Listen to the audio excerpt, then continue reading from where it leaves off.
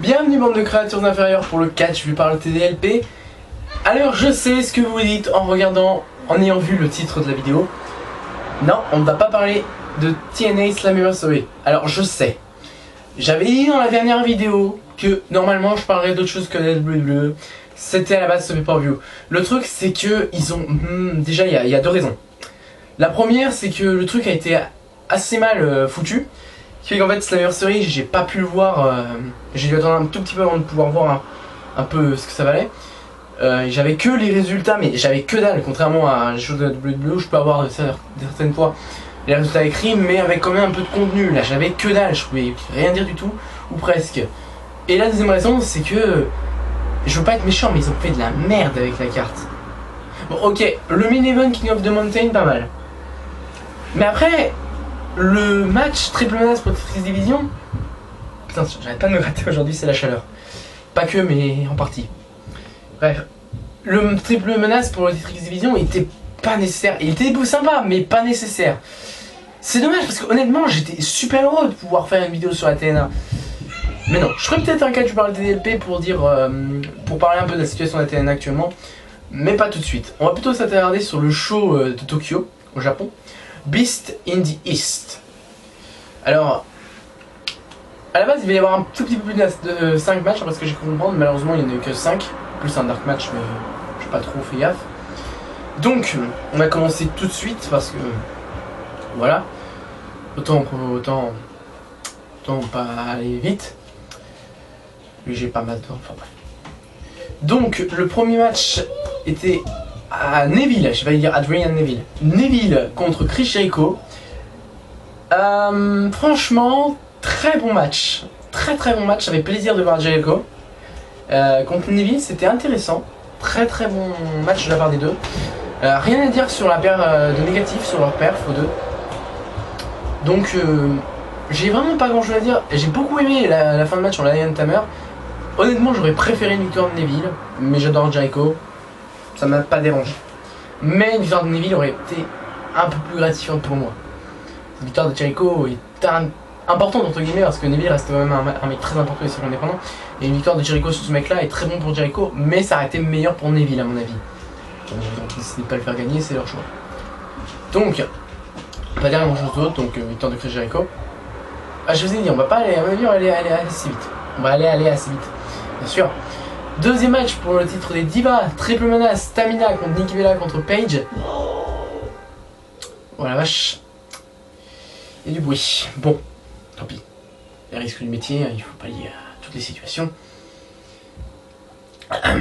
Donc, ce match était vraiment pas terrible. Déjà, Tamina, qui était pour moi le truc intéressant du match, écarté. Non mais écarté... mais vraiment, enfin dans le sens, pas dans le sens où elle s'est fait attaquer au début de manière. Non mais pendant le match c'était quasiment du Paige contre Nikki Bella. Et je vous ai dit, hein, je les trouve pas mauvaises, mais ça fait tellement longtemps qu'on a ces matchs, ça me saoule. Surtout que bon, je pense qu'ils vont refaire gagner le titre à Paige, mais ils attendent un moment plus opportun, même si pour moi ça a largement été suffisant.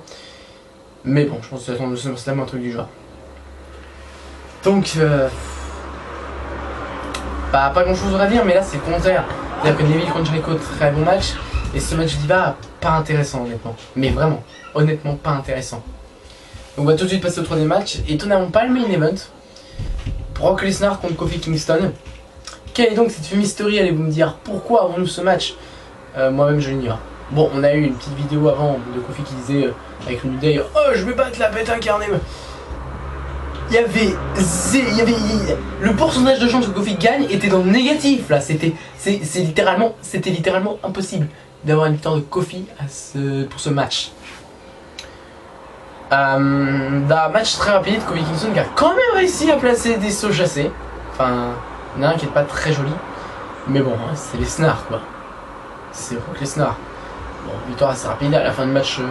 Biggie est quand même, enfin, Lesnar a passé une German suplex sur Kofi Kingston et un autre F5 parce qu'il avait gagné avec un F5. Juste une toute dernière petite chose, j'ai oublié de dire que c'était Nikki Bella qui avait gagné tout à l'heure, m'en excuse.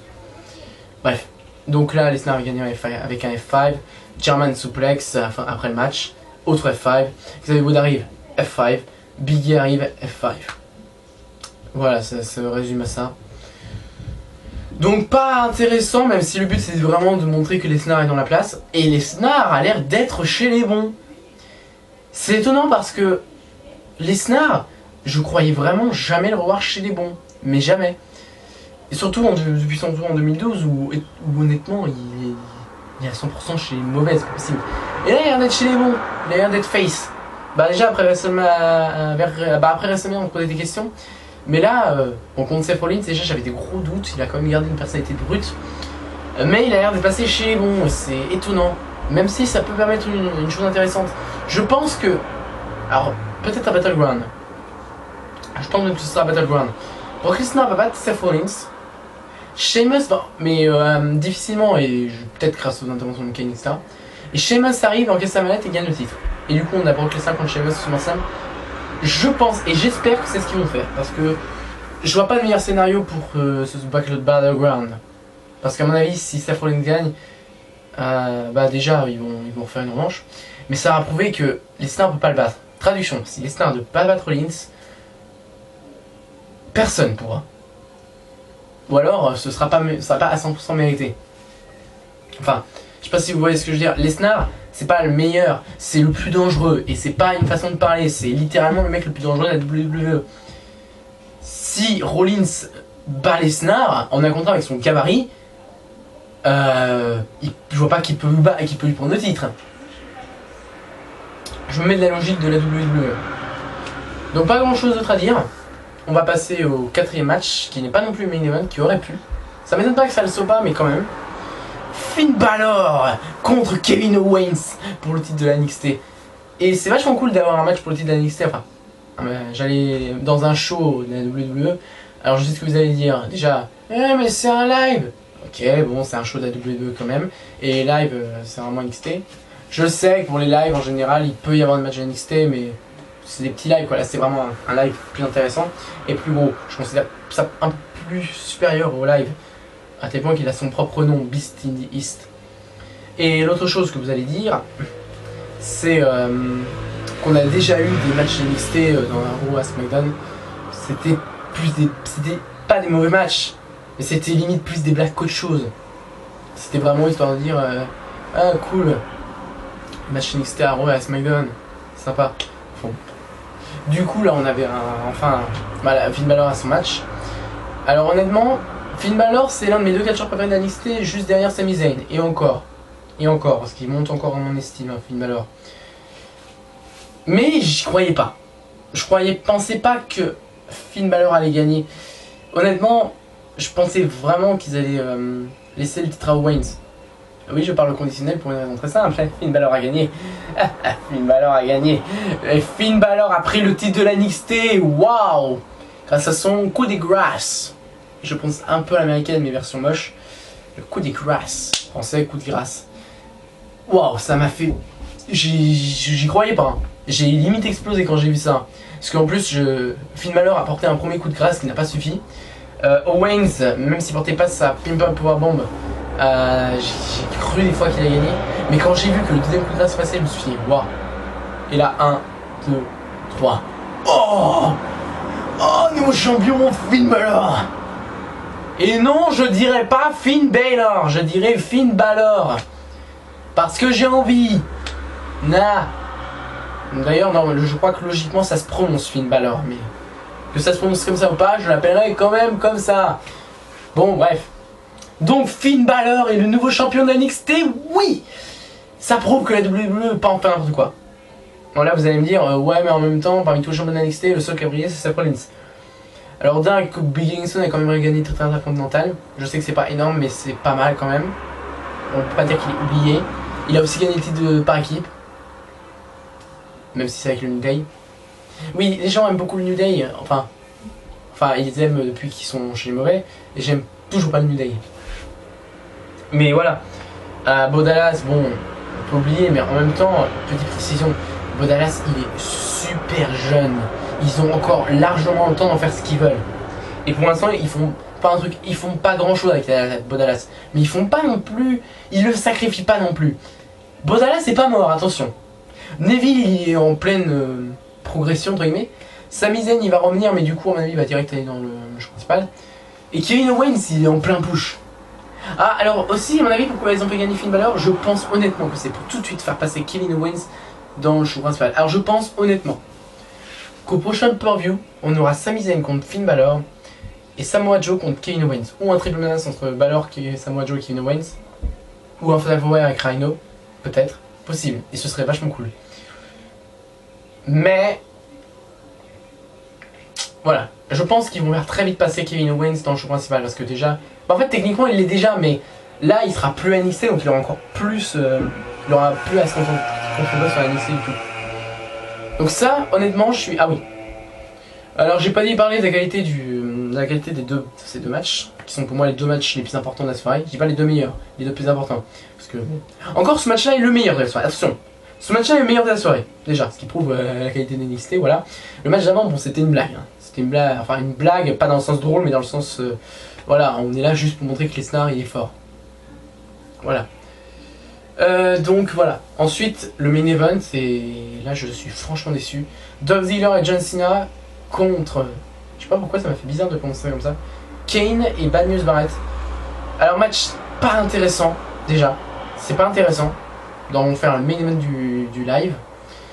Pas de qualité impressionnante. Assez lent.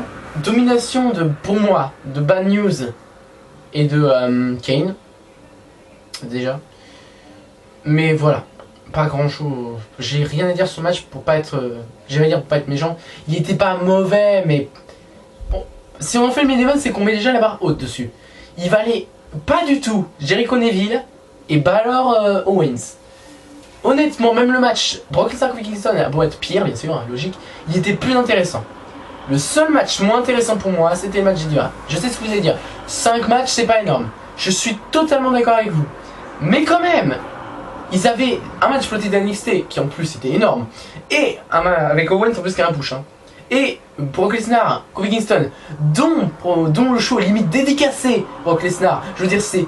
Le show s'appelle la bête de Beast in the East. Je crois, traduction, je pense que ça se traduit par la bête dans l'Est. La bête à l'Est plutôt. Et ils ont décidé de mettre ce match-là en main event. J'étais déçu.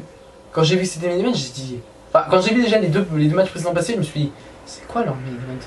Je vois King Barrett arriver, je me dis, bon, c'est pas fini. Et là, je vois tout le monde arriver, je me dis, je regarde le temps. Ah, il reste que ça. Ah, c'est main event. Possible. Voilà, donc match pas de qualité impressionnante. D'un point de vue match normal, c'est pas mal. Pour le main event, c'était vraiment pas terrible. Je suis très déçu. Bon, victoire de Cena et Ziggler. Enfin bon, justement, si on en faisait le live, il y avait... Ça aurait été plus que con de faire gagner Barrett et Kane. Alors, bilan sur ce WWE Live.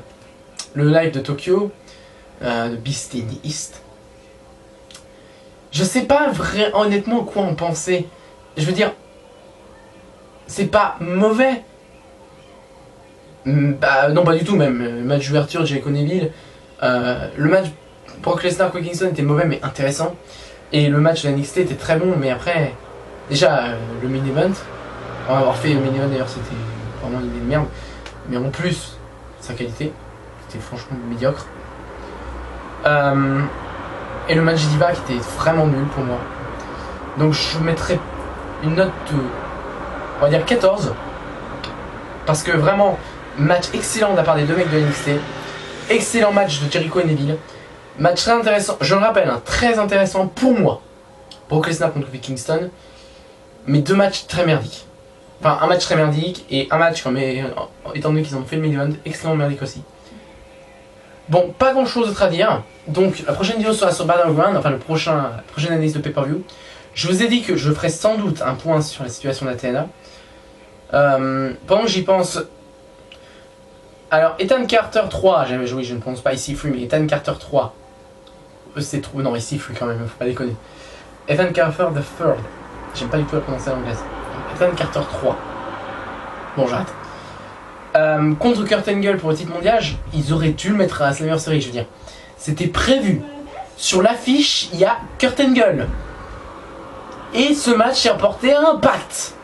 Pareil, le dernier match entre les Wolves et Austin Harris et Bobby Roode, donc Dirty Hill, s'est déroulé à, comment ça s'appelle, à Impact. Un match pour le titre féminin s'est déroulé à Impact. Les mecs, vous êtes déjà dans la merde. Vous enfoncez encore plus. Ok, le King of the Mountain, très bon. Rien à dire. Très bon match. Très bonne idée de le mettre. Victoire de Jarrett. Bon, j'aurais pas mis Jarrett vainqueur, mais c'est intéressant aussi. Un match Six Division pas mauvais, mais bon. Jesse Gordon contre Billy, pas bon match, mais bon, il fallait conclure la vérité. James Storm contre Magnus. Bah. Non, fallait pas vraiment mettre ce match là. Il était pas. Attention, je sais pas. Attention. Ce que je vais dire, c'est pas du tout contre. C'est pour. Pour moi, ce match aurait dû avoir lieu plus tard. Pas forcément contre Glory, c'est un peu tard. Mais quand même, il aurait dû avoir lieu vers août, un truc du genre. Et là, bah, vous le faites un peu. Vous l'avez fait limite trop tôt. Bon, la rivalité n'est pas finie, mais quand même. Au passage, cette rivalité qui est pourrie. Enfin, pourrie. Ouais, non. Moyenne. Voilà, donc je vous ai fait un limite, je vous ai fait mon petit avis sur Slammiversary qui je trouve bah complètement con en fait. C'est pas nul, c'est complètement con. Je suis désolé, leur carte était mauvaise. Un match inutile, le match d'ouverture complètement inutile qui prend de la place pour rien. Il est très bon, mais il prend de la place pour rien. Et encore très bon, j'exagère. Hein. Ça vaut pas du tout Finn Balor Owens à la WWE. Mais bon, c'est une façon de parler. Pas mauvais, mais totalement. Il prend de la place pour rien, quoi. C'est ce que je veux dire. Voilà, Slammiversary, je suis déçu. Et c'est pour ça encore, j'aurais vraiment, honnêtement, j'aurais pu faire mon analyse dessus. Et je voulais. Mais j'ai pas fait exprès. Justement. Alors pour Bound for Glory, parce que j'aimerais vraiment faire une analyse Bound for Glory. Mais si jamais ils refont ça, déjà s'ils refont comme l'année dernière, parce que l'année dernière comme ils avaient fait avec le Japon, ils avaient fait une carte. Bah pareil. Sauf que l'année dernière c'était au Japon. C'est un mix de deux fédérations, je me rappelle plus comment ça s'appelle. Wrestle One je crois, je suis pas sûr. Enfin bon, on va dire que c'était. Enfin, il me semble que c'est Wrestle One. Donc contre une fédération japonaise, donc là je ne suis pas contre du tout. D'accord. Bound for Glory, je l'ai excusé. J'étais déçu, mais je l'ai excusé. Slammiversary n'a aucune excuse. Au passage, Jeff Jarrett est le nouveau Hall of Famer. Et je vous dis ça parce que j'ai pas vu le pay-per-view en entier. Mais je crois avoir compris qu'ils en ont pas dit. On verra ça à Bound for Glory. Et honnêtement, ne me mettez pas une carte de merde à ce Bound for Glory là. Mettez-moi une bonne carte. Si vous mettez une bonne carte et que je peux le voir dans les temps corrects, je ferai une vidéo dessus, c'est promis. Bon, bah j'arrête là-dessus. Donc prochaine vidéo, prochaine analyse de pay-per-view, Battleground, qui arrivera pas très longtemps. Je vous dis, je vous ferai une vidéo à un moment sur la situation des TNA. Et je ferai peut-être des trucs en vrac. Mais je vous l'ai dit, ça fait depuis le début que je compte faire des trucs en vrac. Je les fais toujours pas. Il y a plusieurs raisons à ça. Déjà j'ai un petit peu la flemme, j'avoue. Déjà. Et en plus, bah j'y pense pas toujours. Au fond. Allez, bah moi je vais continuer à mater du catch et je vous laisse là-dessus les gens. Salut!